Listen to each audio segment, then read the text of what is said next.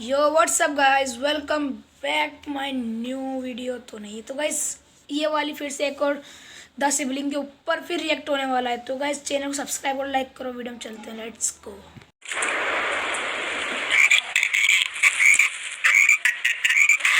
हमारा स्कूल ये एक ऐसा कैद खाना था जहाँ के नियम कायदे कानून कुछ अलग होते थे।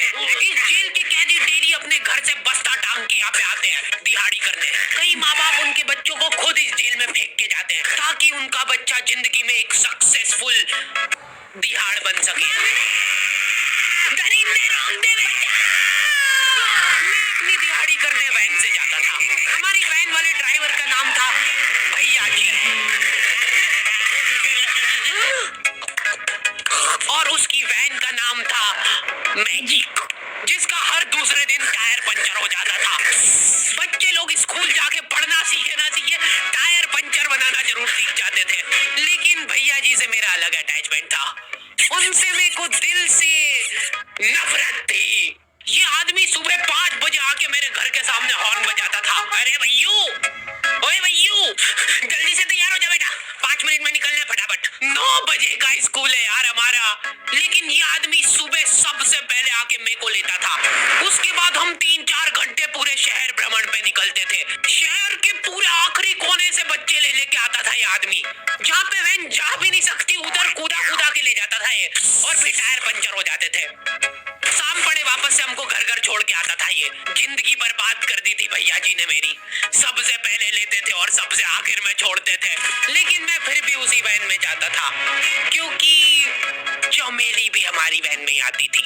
और बात यह है कि वो मेरे पास ही बैठती थी, मतलब मजबूरन। उसके पास और कोई ऑप्शन ही नहीं बचता था और मैं बचाता भी नहीं था। मैं घर पे जाते से जो 2-3 घंटे मेरे को सोने के लिए मिलते थे उसमें सोता नहीं था और मैं प्लानिंग करता था कि कैसे चमेली सिर्फ मेरे पास बैठे। चमेली सबसे आखिर में आती थी और मैं सबसे पहले सुनसान वैन में चढ़ के बस्ता अपने पास में रख के और फसर के सो जाता था। बाकी सारे बच्चे अपना बस्ता गोदी में रखते थे क्योंकि तुम्हारे बाप की वैन नहीं है, मतलब मेरे भी नहीं थी। पर मेरे ऊपर भैया जी को तरस आ जाता था कि बेचारा 5 बजे से आया है, तो वो सोने देते थे।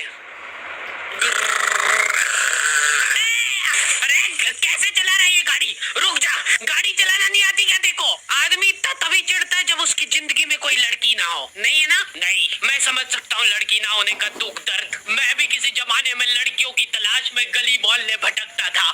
फिर एक दिन मेरे पास से वो निकली। जैसे ही मैंने हैपन खोल के देखा उसकी आईडी मेरे फोन पे चमक रही थी। हैपन ये एक रियल लाइफ डेटिंग ऐप है। यहाँ पे तुमको वो लोग मिलेंगे जो तुम्हारे आस पड़ोस से निकले हो कभी न कभी।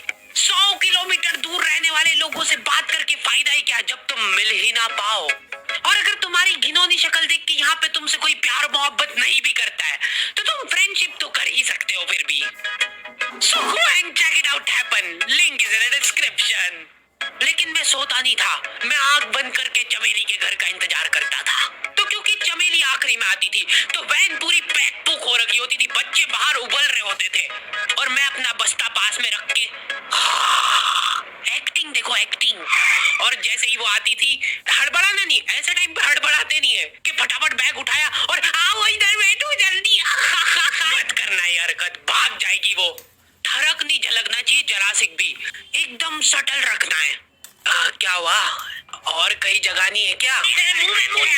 अच्छा ठीक है, इधर ही बैठ जाओ। देख रहे हो एक्टिंग देखो तुम लौंडे की। ना जाने कौन सी नशीली खट्टी मीठी खुशबू लगा के आती थी चमेली। आज तक उसकी खुशबू है मेरी नाक में।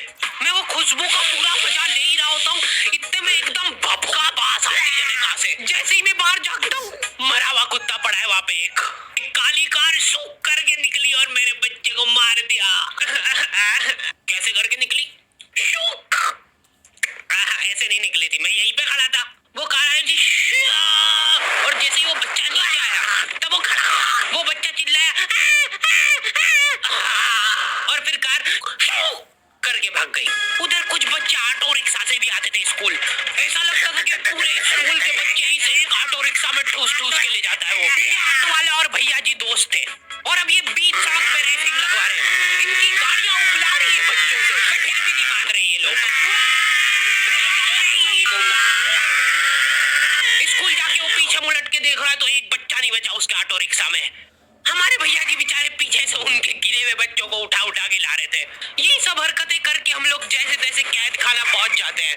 सुबह 5 बजे से निकलने के बावजूद हम लोग लेट पहुंच रहे हैं वहाँ पे पहुंच के हमने देखा कि 4 लौंडे मरे हुए पड़े हैं जिनको डॉन ने मारा है। डॉन हमारे स्कूल की इंचार्ज थी।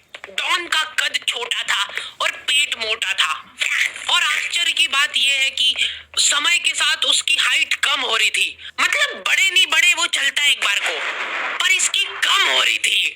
डॉन बहुत स्ट्रगल करके कार से स्कूल आती थी खड़े होके, क्योंकि बैठ जाए तो उसको सामने की सड़क नहीं दिखती थी। वो अलग बात है, खड़े होके भी पूरा नहीं दिखता था। हर रोज 2-4 कुत्ते कुचलते हुए आती थी वो। फिर मेरे को समझ आया कि रास्ते में जो कुत्ते दिखे थे वो डॉन इस कैद खाने में छत पे बैठी रहती थी स्नाइपर लेके।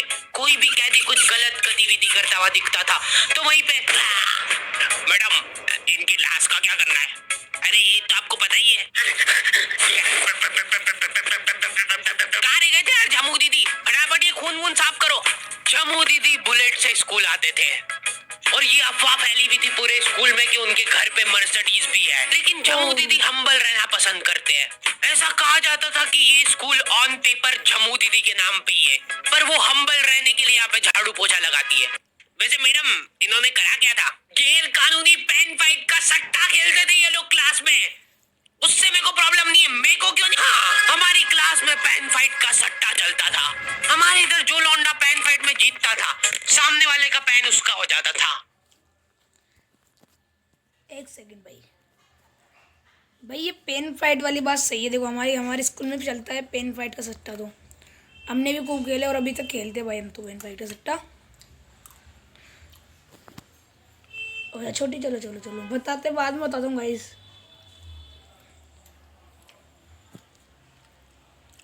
एक सेकंड यार,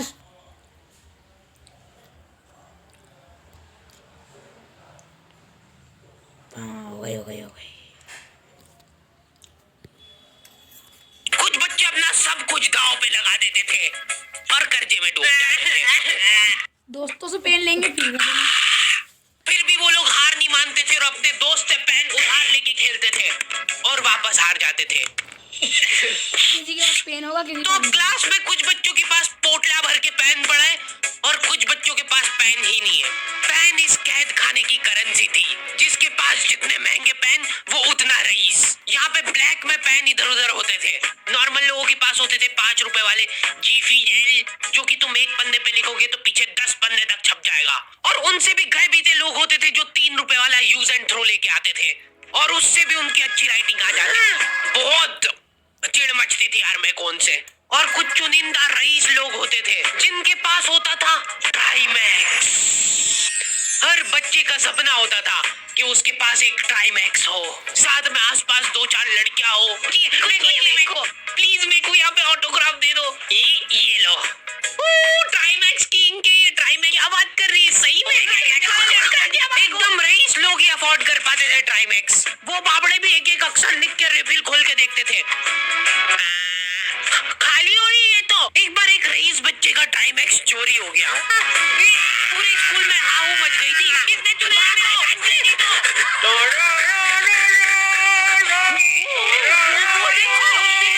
चला कि वो आदमी दौड़ भी सकता है।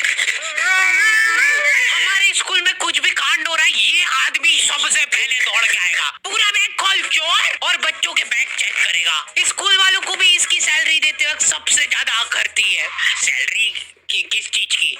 इस आदमी की शक्ल देख के ऐसा लगता था कि ये स्पोर्ट्स की आड़ में वैन वालों के साथ मिलके बच्चों की स्मगलिंग करता है। इस महान आदमी का नाम था भूषण। इसने अपनी जांग पे टैटू करा रखा था, भू अलग जांग पे, सड़ अलग जांग पे। सर कल से खो खो खेलने के लिए कितनी बजे आना है? वो तो बैग चेक करा पहले तू। इन्होंने पूरे कैद खाने के कैदियों को लाइन से खड़ा कर दिया है। पेन हमारी क्लास के बच्चे का गुमा है और पूरे स्कूल में ढूंढ रहे हैं लोग। आखिरी में पता चलता है कि वो बच्चा घर पे भूल के आ गया था उसका पेन। सॉरी बेटा, एक पेट में मुंह देगा।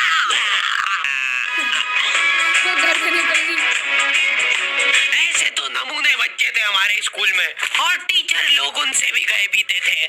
हमारे स्कूल में टीचरों को उनके नाम से कोई जानता ही नहीं है। बच्चों ने उनकी हरकतों के अनुसार टीचरों के नाम रखे हुए। हमारे इंग्लिश वाले टीचर का नाम था छोटा भीम। इससे चिड़चिड़ा आदमी मैंने आज तक नहीं देखा। छोटा भीम की हॉबी थी लड़कों को कूटना। उस बेचारे की हाइट छोटी थी तो बच्चे के मुंह तक उसका हाथ ही नहीं पहुंचता था। बेचारा ऊंचा कुचक के मारता था, फिर भी कमर तक ही हाथ पहुंच पाता था उसका। एक पॉइंट पे मेरे को ऐसा लगने लग गया था कि उसको सैलरी लड़कों को कूटने की मिल रही है। कभी किसी बच्चे को बहुत ज्यादा मार दिया, घायल हो गया वो बेचारा, ये लो आपका एक्स्ट्रा बोनस। तुम्हारा बाप करेगा क्या? सर मेरे पापा मर गए थे। मर जा। ये लो। अरे वाह, नहीं चल रही सांस, तो नहीं चल रही है। हाँ कंफर्म कंफर्म मर चुका है ये। ओह ये लो आपका प्रमोशन हो गया है। लड़कियों से उसका अलग अटैचमेंट था। कौन सा परफ्यूम लगा के आई हो? सर थोड़ा दूर रहो। अरे मैं कुछ कर थोड़ी ना। भोली सी सूरत और आंखों में ठरक लेके स्कूल आ जाता था। So this means that he will jump over it and then he start. ये आदमी इंग्लिश को इंग्लिश में ही ट्रांसलेट करके चल जाता था हमारी नंगी आंखों के सामने। इधर वॉशरूम में मौत का नंगा नाच मचा रखा था लॉन्डो ने। 4 लॉन्डे दिन दिन भर वॉशरूम में जाके खड़े, कुछ भी नहीं कर रहे वो लोग वहां जाके। उनको बस मन की शांति मिलती है वहां जाके। अगले दिन उन चारों ने प्लानिंग करी, कुछ तो प्रोडक्टिव करते यार वहां जाके। अगले दिन वो सब पानी की बोतल लेके गए। अब वो पानी पी पी के हाथों हाथ मूत रहे हैं। और ये टीचर लोगों को प्रॉब्लम क्या है, बच्चे अगर वॉशरूम जा रहे हैं तो एक गया है तो अभी दूसरा नहीं जा सकता है। क्यों? तुम्हारे घर की लेटरिन थोड़ी ना है वो कि एक टाइम पे एक जना यूज कर सकता है। मान लो वो 2 जने अगर वॉशरूम में मिल गए तो वो क्या कर लेंगे ज्यादा से ज्यादा?